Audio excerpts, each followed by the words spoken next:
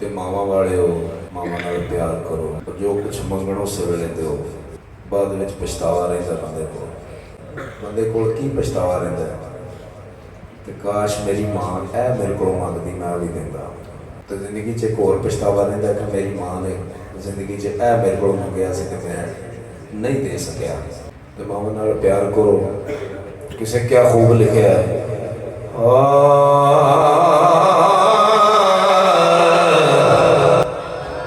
कि काफ कखां दियां कुलियां लैन खड़ियां,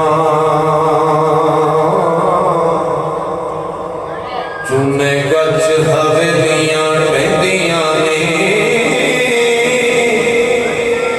वेले उखड़े सुखड़े लग जांदे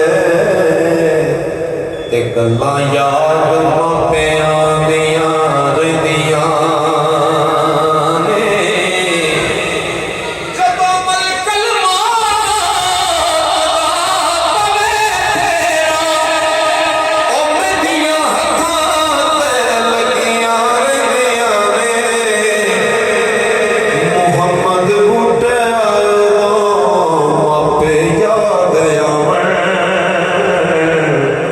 जदों गल मुसीबत